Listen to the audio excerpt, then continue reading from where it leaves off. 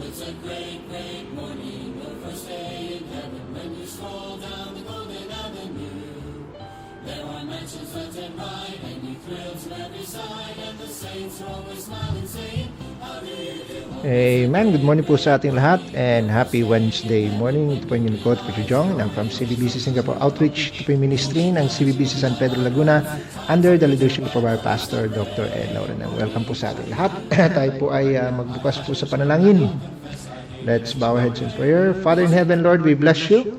And thank you, Lord God, for blessing us with a good night rest. And Lord, we acknowledge that today is the last day of the year. Lord, thank you for your faithfulness. Thank you, Lord God, for a great year that is that you have given us. And thank you, Lord God, for blessing us, Lord God, keeping us safe up to this point. Thank you, Lord, for all the great and mighty things that you have done in our life throughout the year.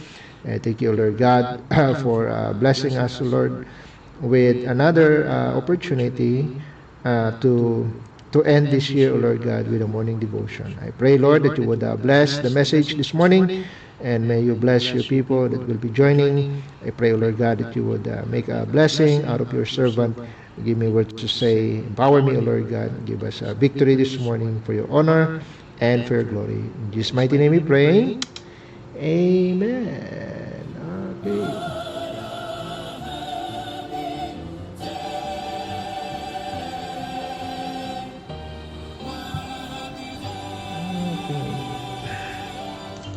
Yes, so let's open our Bibles, please, in the book of John. John chapter, 1 Corinthians pala. 1 Corinthians chapter 16. Yung Bible ko pala nasa John. Okay, 1 Corinthians chapter 16 in verse 13. Just one verse and a short verse for that. 1 Corinthians 16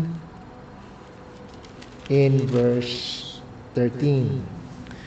Okay, so let's read. I'll read this verse, and then you just follow with your eyes. 1 Corinthians 16, in verse 13, it says, "Watch ye, stand fast in the faith, quit ye like men, be strong." Watch ye, stand fast in the faith, quit ye like men, be strong. It's fitting that 1 Corinthians 16 is the last chapter of this epistle, no, this letter. In one of his closing remarks one of the closing remarks of Apostle Paul is this verse: "Watch ye, stand fast in the faith, quit ye like men, be strong." I'd like to speak about the subject this morning: standing firm in the faith. Standing firm in the faith. Tayo po muna manalangin. Father in heaven, we bless you this morning and thank you for the passage that we have read. Thank you for your word. And I pray, dear God, that you would bless us now as we have this study. I pray, Lord, that you would bless your servant. Make use of me, O Lord. I just want to be a blessing and a help to your people. Give me wisdom. Give me words to say. Empower me, O Lord God, and also bless your people with the message. May it encourage their heart. May it bless their souls. And all of these things we ask, Lord, for your honor and glory. In Jesus' name we pray. Amen. Okay, so 2025, faith that drives in 2025. That theme has an emphasis, that faith is not passive, it's active, it's driving, it's driving us, it's driving our hearts. Faith, the faith that we have is moving. Amen. The faith that we have is obedient. The faith that we have endures. The faith that we have is also responding to every challenge, every message, na ating napakinggan throughout the year. Kasi nga faith, when faith truly drives, hindi siya tiyot, kumbaga hindi siya puro tsuri, hindi siya comfortable. No, it doesn't stay in place. It presses us forward in spite of uncertainties, kahit pa merong in spite na parang merong kumukontra, in spite na nakakapagod, yet our faith, as the theme went by, we learned that faith is driving us. Amen. So it's been driving us with our faith has been driving us in our decisions, di ba? In our commitments, in our sacrifices, in our endurance. Hindi dahil madali yung dumaang taon. Maraming mga challenge, but hindi dahil sa madali, but because when we say we are obedient to God, there's an expectation of movement. Amen? It's not stagnant. Pag sinabi mong faith that drives, well, agad-agad mapipicture mo. It pictures movement, motion. Amen? At hindi siya stay in one place. Amen? But then again, throughout since faith is driving us within that year, eventually yun nga, it will raise a very important question as it comes to the end of the year. When faith has driven us through our challenges and victories, ang tanong dyan is, where has it brought us? Amen? Saan tayo nadala? Saan tayo na-drive ng ating faith? Amen? Kasi it must eventually arrive somewhere. Di ba? When faith has been shaping our convictions, and revealed yung mga weaknesses natin, expose yung mga motives natin, it leaves marks in our heart. Amen. Then at the end of the season, tatanungin ang tanong sa atin ngayon is kung hindi gaano tayo kabilis, hindi gaano kabilis tayo na drive, pero anong klaseng faith kumbaga ang idinulot. Amen. So ngayon magta-transition na tayo. We're going through a transition. Amen. So hindi tanong kung na-drive ba tayo ng faith, because eventually it did. Amen. Faith has driven us. Amen. We are now in the point na kung saan ito na yung resulta ng pag-drive ng faith sa atin. We are now at the point na kung saan ito na yung finish line ng 2025, and then we are going on to a next phase, a next stage, a next place. Amen. So ang tanong diyan, naging firm ba tayo sa ating faith? Amen. Naging watchful ba tayo? Naging grounded ba tayo? Naging mature ba tayo? Kumbaga naging mas enduring ba tayo sa ating pananampalataya? Amen? Kaya nga ito yung closing remark ni Apostle Paul sa kanyang first letter sa mga Corinthians. Amen? Kumbaga, yes, we have already been moving, but there's more exhortation. Amen? Kaya nga sabi niya, this is for the next So tapos na yung 1 Corinthians, di ba? It's going on to the next, di ba? And so ang iniiwan ni Paul ngayon is, watch ye, stand fast in the faith, which ye like men, be strong. So ito ngayon yung sa atin. What is the result? Anong naging resulta sa pananampalataya natin?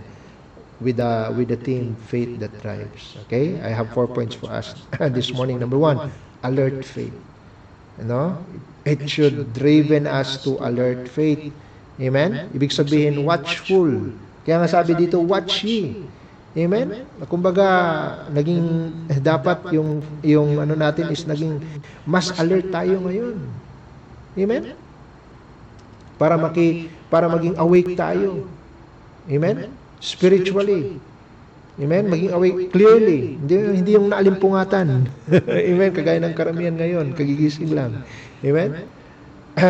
Kumbaga, pag careless tayo, hindi magandang simula ng taon 'yan. Amen? We should be watchful. Amen? Na kumbaga alam na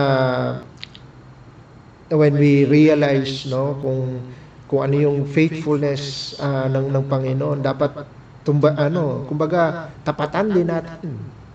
Amen? Ng ating faithfulness. Amen? And then together, sabi ko nga, yung faithful, tapatan ng faithful, amen, and it will carry us, forward. That partnership. Amen? Yung faithfulness ng Panginoon, tapatan natin ng faithfulness natin, amen? And that partnership will, carry us forward. Amen? Na yung alert faith should guard our mind. Amen? Na hindi yung mind natin is magiging eroded or corrupted.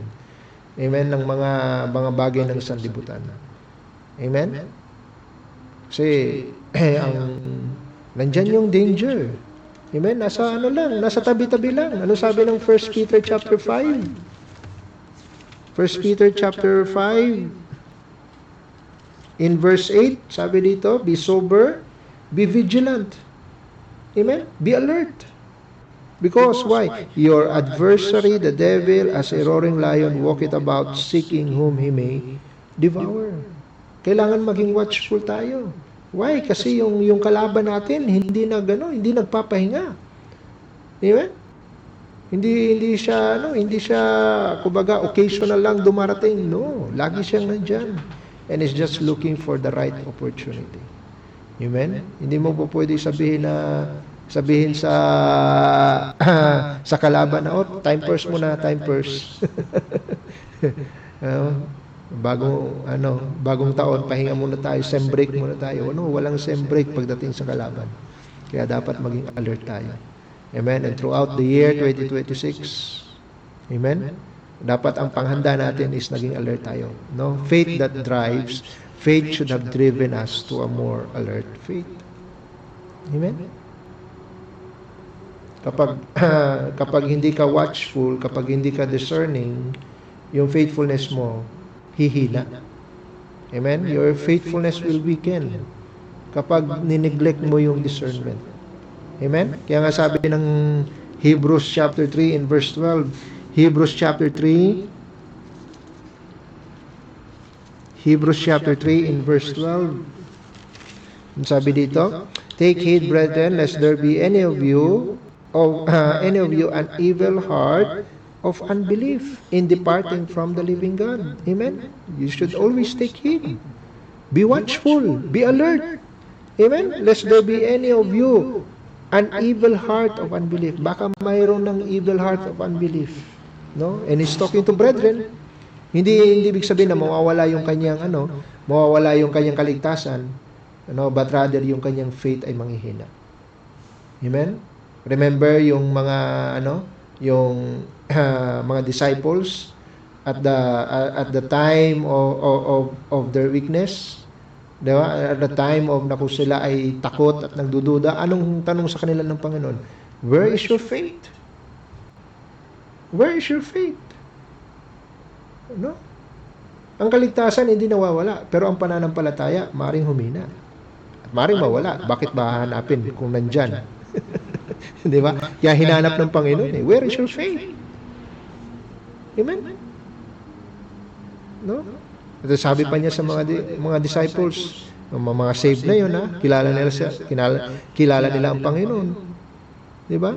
But then, lagi niyang inaano sa mga disciples, oh, ye of little faith. Ye of little faith. Amen? Kaya, let's be alert. Amen? Let's be alert. Para magkaroon tayo lagi ng kasi kung watchful tayo, yung judgment natin laging sound. Amen? Laging yung discernment natin is maaasahan natin. Amen? Sabi ng Proverbs chapter 4 in verse 23, very common verse. Proverbs chapter 4. Kaya kailangan maging alert tayo. Why? Kasi sabi ng Proverbs 4 in verse 23, keep thy heart with all diligence. Amen? Maging alert tayo sa pagbantay ng ating puso. Why? For out of it are the issues of life. Amen? Kapag iningatan natin yung ating katapatan at pananampalataya, amen? Yan ay makikita sa ating Kumbaga, magre-resulta yan sa ating behavior. No? Sa ating, how you say, conduct. Amen? Kaya kailangan natin ng self-examination. Amen? Kailangan natin kailangan maging attentive tayo. Amen, sa ating sarili. Are you taking heed of yourself? Amen? Kailangan maging alert. Amen? Kailangan you need to watch over your heart. No? Keep thy heart with all diligence. Amen? No, kailangan makita mo yung habit at mga influence na maaring magpahina ng iyong pananampalataya. Amen? So number 1, alert faith. Number 2, where has faith that drives? Amen? Where has faith driven us? Number 1, alert faith. Number 2, to an anchored faith. Anchored faith. No, sabi ng text natin, watch ye. No? And then ano yung pangalawang commandment ni Apostle Paul? Stand fast in the faith. Amen? When you say stand fast, it means you can picture it like an anchored faith. Amen? Stand fast in the faith, meaning you are fixed. Amen? Sa mga katotohanan, sa mga truths na yung natanggap within the year.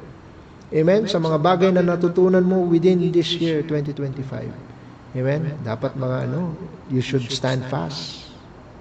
No? Stand fast doon sa pananampalataya. Amen? Kagaya na sinabi ni David na my heart is fixed, O Lord, my heart is fixed. Amen? Dapat ganoon ang maging conclusion or resulta ng puso natin. Amen? No, kumbaga, hindi sinasabi ni Apostle Paul na maghanap kayo ng mga bagay na bago. Amen? Talikuran yung mga bagay na natutunan nyo na maghanap na kayo ng bago ngayon. No. Maghanap kayo ng mga bagong turo, mga bagong gimmick. No. Sabi niya, stand fast in the faith. Ibig sabihin, you hold on to what has been entrusted to you. Amen? And you be, stand fast. Stand firm. No, you have to be anchored. Amen? Para malabanan mo yung puso ba na unstable. Amen? Na dapat maging firm yung puso mo even under pressure. Because 2026 will have its brand new set of pressures.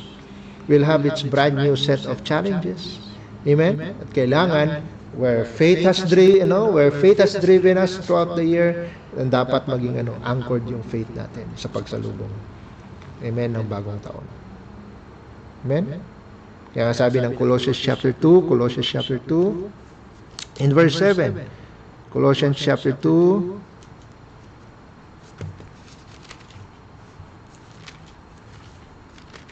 in verse 7, rooted and built up in Him, and what?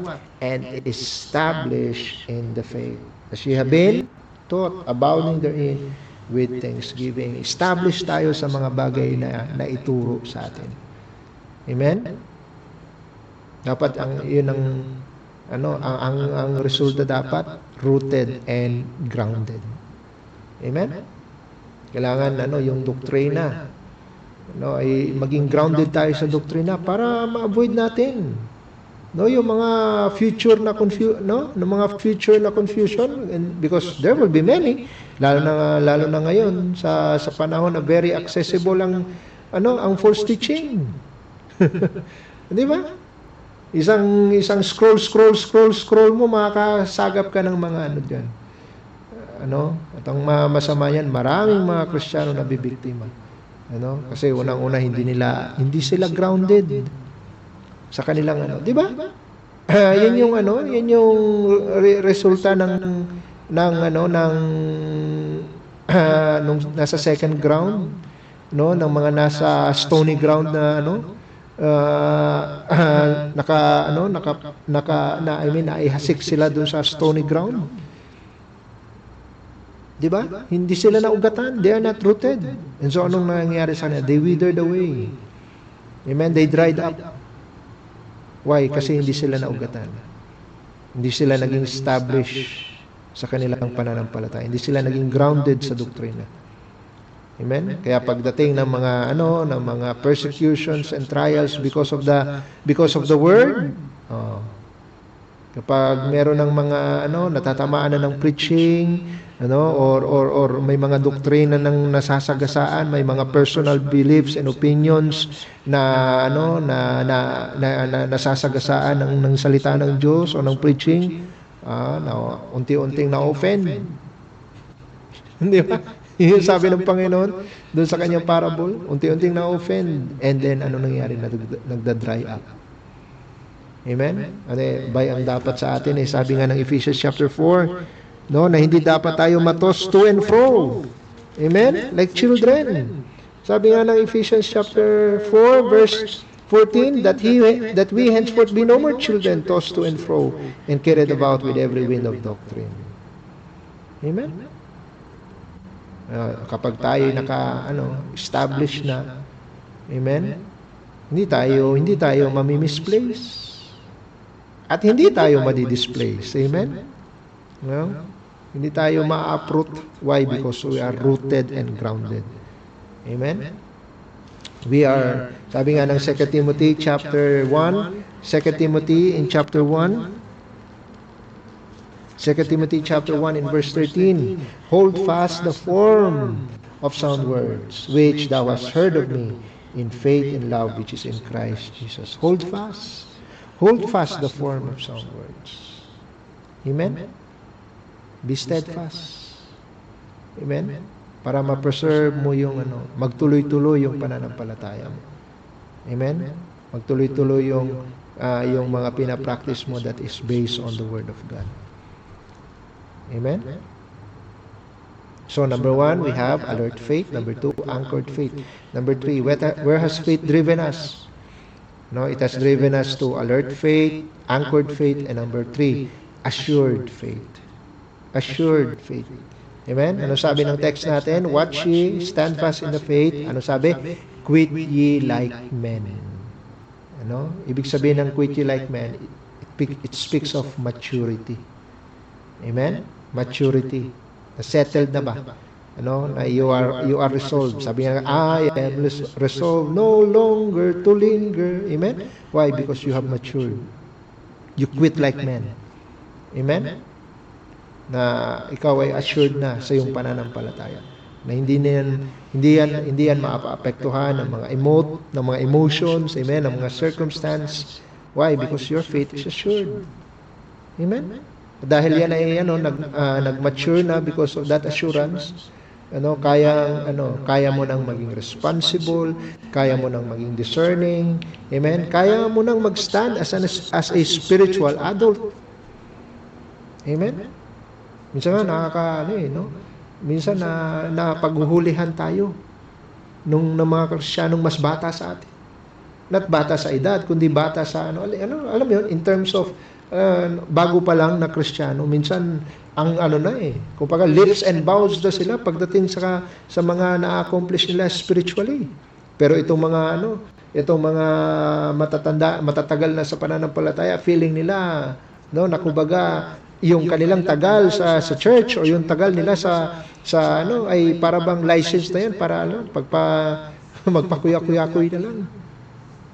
Hello. But where has faith driven us? Amen? Dapat meron tayong maturity. Amen?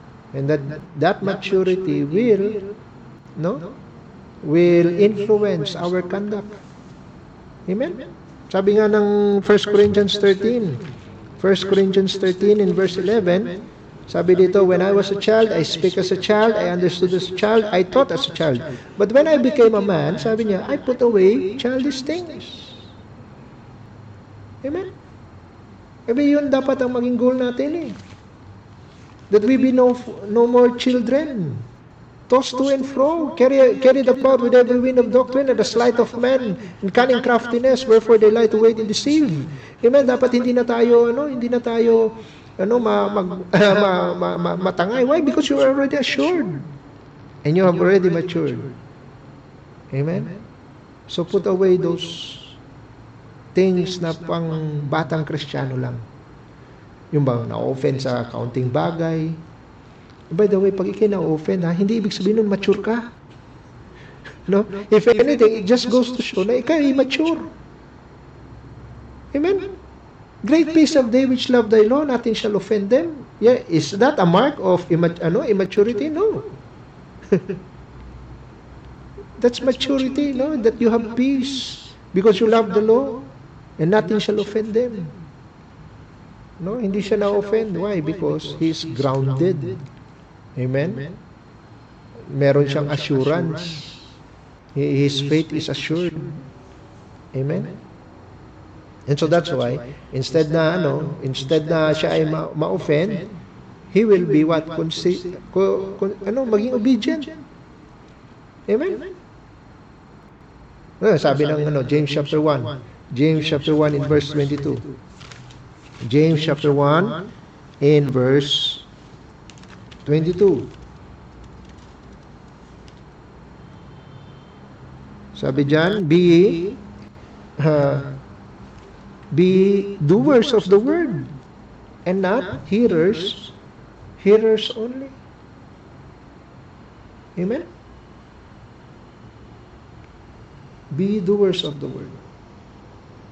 No, na kumbaga, kasi yung faith mo is always in action. Kaya meron kang, as a result, meron kang confidence. Amen? Your faith has confidence. Kasi, laging may ginagawa para sa Panginoon. Laging pinapatunayan ng Panginoon. Amen? Sa mga resulta ng iyong ginagawa para sa Kanya. Amen? And when you are assured, when you are mature, your stability, it will bless others. It will strengthen others. Amen? Look at Romans chapter 15. Romans chapter 15.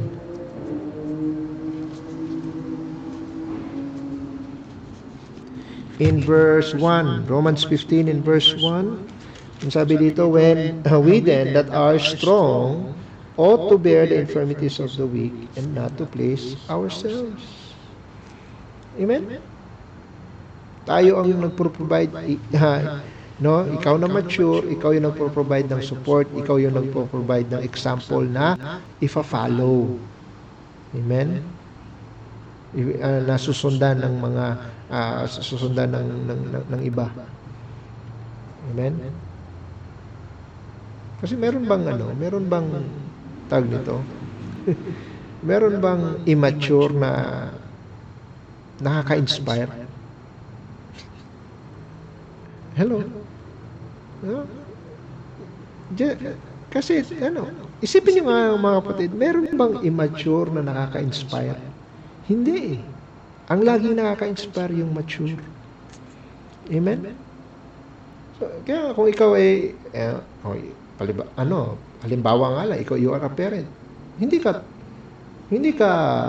tawag nito, hindi ka makaka-inspire sa iyong mga anak kung mananatili kang immature. Amen? Kasi you are not setting, only those mature can provide a good example.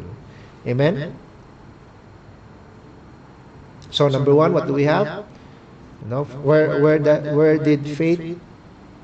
faith has driven us? Where did faith has driven us? Number 1, alert faith.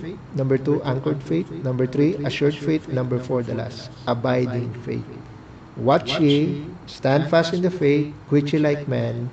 Then ano yung pinakalas na sabi niya? Be strong. Amen? Be strong. Abiding in the faith. Amen? Pag sinabing strong, it is often associated siya, connected siya sa word na endurance. Amen? So pag sinabi mong abiding faith, steady ka habang tumatagal. Amen? You draw strength from God. Hindi sa circumstance. Amen? Hindi pag masaya ka, strong ka. Kapag hindi ka masaya, weak ka. No, hindi dapat ganun. Hindi kapag happy yung times, kapag celebratory yung yung okasyon, pag may okasyon, no, then you are strong, you are excited. And then kapag kapag medyo stagnant at or kapag medyo boring, kapag medyo walang happening, and then yung faith mo weak, hindi dapat ganoon. Dapat your faith is your spiritual strength is drawing from the presence of God. Why? Because that alone is constant. Na sinabi ng Panginoon, I will never leave thee nor forsake thee. That's constant. Amen? In thy presence is fullness of joy. At thy right hand there are pleasures evermore. Amen? Yun yung sabi ni David sa Psalm 16. Amen? So that's why ang invitation ng Panginoon, abide in me. Amen? Kasi kung ikay nag-abide sa Panginoon, for without Him, we can do nothing. Amen? You abide with God. Para kahit paanong circumstance, ano pang sitwasyon ng buhay mo, amen? Because you are abiding with God. Then you're settled. Amen? Strength is supplied. They that wait, sabi nga ng Isaiah, they that wait upon the Lord shall renew their strength. Laging renewed yung strength mo. Kaya ka nakakapag-endure. Kahit ilang araw pa tumagal yung trials mo, yung affliction mo, yung difficulties ng buhay mo, makakapag-endure ka. Why? Because you are waiting on God. Amen? You are abiding in Him. So ikaw ay nakakapag-endure. Kasi nga, without Him, we can do nothing. Amen? Sabi niya, abide in me and I in you. Amen? Para ma-sustain. Amen? Ma-sustain tayo, mabigyan tayo ng spiritual strength, mabigyan tayo ng spiritual vitality. Amen?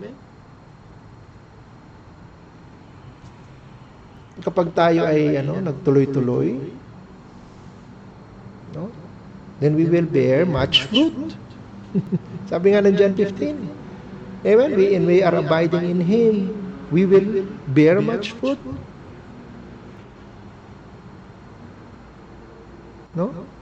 Kapag tayo ay and then kapag tayo ay nag-endure, pag tayo nag-persevere, then of course, ang promise ng Panginoon, we will receive what He has promised. Sabi ng Hebrews chapter 10. Hebrews 10 in verse 36. Sabi dito sa verse 36.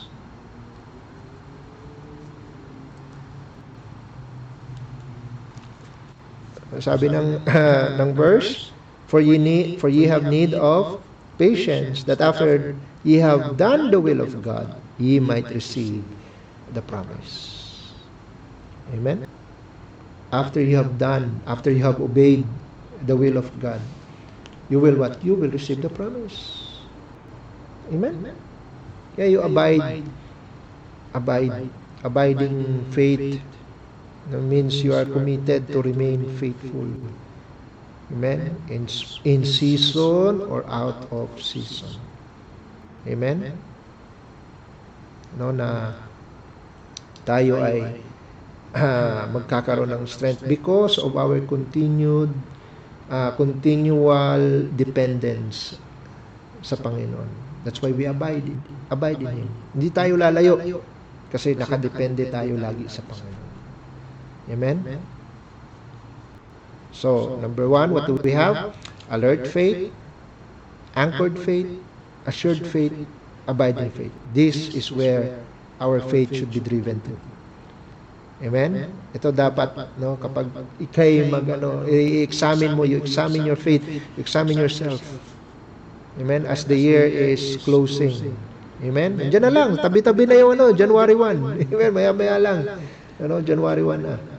Amen? But where has faith driven you? In 2025. Where has faith driven you? Has it driven you to have alert faith, anchored faith, assured faith, abiding faith? Amen? Yun yung kailangan natin for us to stand firm, for 2026. Amen? I'll close with this verse. Philippians chapter 1. Philippians chapter 1 in verse 6. Philippians chapter 1 in verse 6. Sabi dito, being confident of this very thing, that he which has begun a good work in you will perform it until the day of Jesus Christ. Amen? Ano yung good work na sinimula ng Panginoon this year, 2025? Amen? Be confident of this very thing.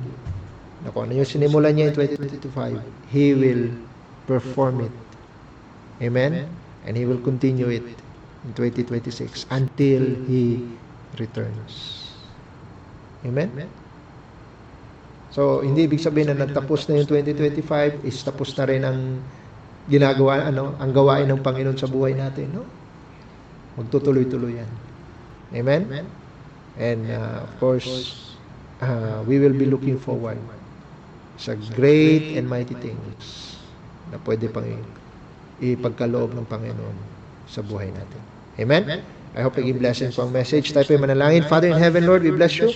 We thank you, O God, for for your faithfulness to us throughout the year. Thank you, Lord God, for your word that's enabled us, O Lord God, to and challenge us, O Lord God, to examine our faith, examine ourselves, where faith has driven us, whether we are more alert, more assured, whether we are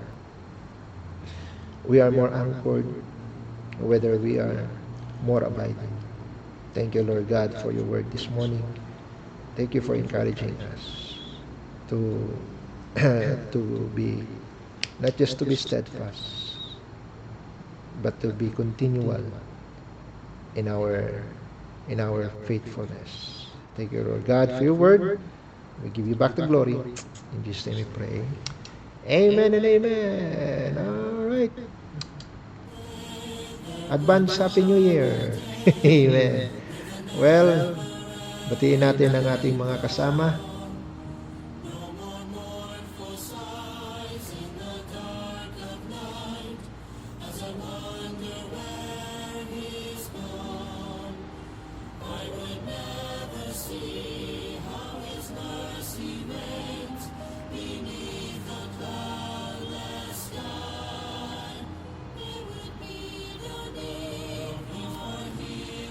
Lord God, for your word this morning. Okay, so we have Sister Annalyn. Good morning sa'yo. Amen. We have Sister Elvie. Good morning. Sister Joffin. Good morning. Si Sir Domsky Alnas. Good morning, sir. And kay Ma'am Rosa May Garcia. Good morning. Sister Jonalyn. Good morning sa'yo. And kay Sister Anna Marie. Good morning. Sister Dinah. Good morning. Ma'am Jessie Afalia. Good morning po.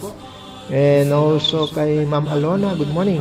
Kay Mrs. Cadayona, hello po ma'am, good morning. Thank you for joining. Amen. Also kay Sister Leia Fe, amen. Good morning sis. Thank you for listening.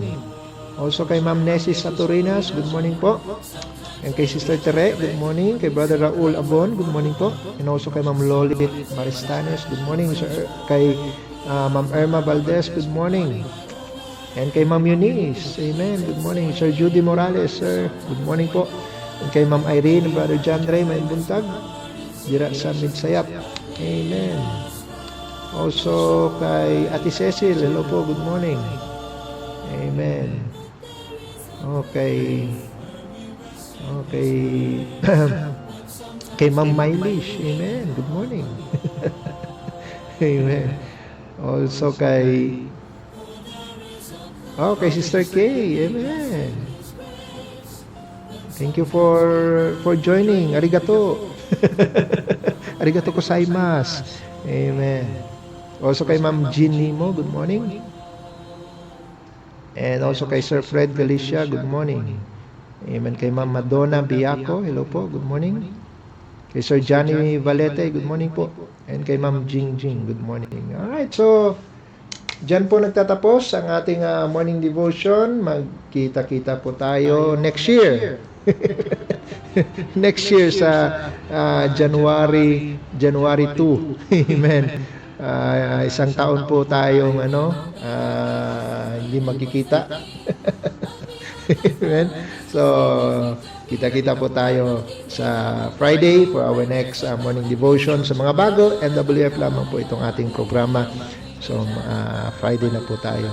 Magkikita-kita muli. Enjoy your Happy New Year celebration. Amen. Members, kita-kita tayo bukas for our New Year service. Amen. Yung kaligtaan yan. Kayo masyadong magpuyat para makapag-prepare for New Year service. Alright, tayo po ay magwakas po sa panalangin. Father in heaven, Lord, we bless you. And Lord, thank you for 2025. Thank you for your faithfulness to us. Thank you for all the things that you have done. Thank you, Lord, for the goodness. Thank you for your presence. Thank you for your love. Thank you, Lord God, for thank you for the joy of finding ourselves abiding in you. Thank you, Lord God, for the message. Thank you, Lord God, for giving us a great challenge to face the new year standing firm in the faith. Thank you, Lord God, for this for blessing us with this morning live stream. I pray, Lord God, that you continue to use it even for 2026. Another batch, another set of messages, Lord God, that will become a blessing to your people. And Lord, may you bless the rest of the day, even for those that are still going to work. I pray, Lord God, that you would keep them safe. Bless, Lord God, our loved ones. You continue to keep them and bless them, Lord God. Bless the members of the outreach. May continue to keep us strong and standing firm in our faith. Bless our pastor. Bless the church in San Pedro. Bless Dr. Ed's ministry. Bless him with good health. Bless him with wisdom. And may you continue, Lord God, to use him mightily even for 2026. And Lord, I pray for the outreaches and the missions also to be strong in the faith. And I pray, Lord God, that you would bless even our New Year's Eve celebration and fellowship. And thank you, Lord God, for all the things that you have done and you have given this morning. We give you back all the glory. In Jesus' name we pray. Amen and amen. All right. Thank you po for joining. God bless you all. See you next year. Happy New Year. So we are dismissed. In his grip of grace I rest, trusting not my righteousness. He has heard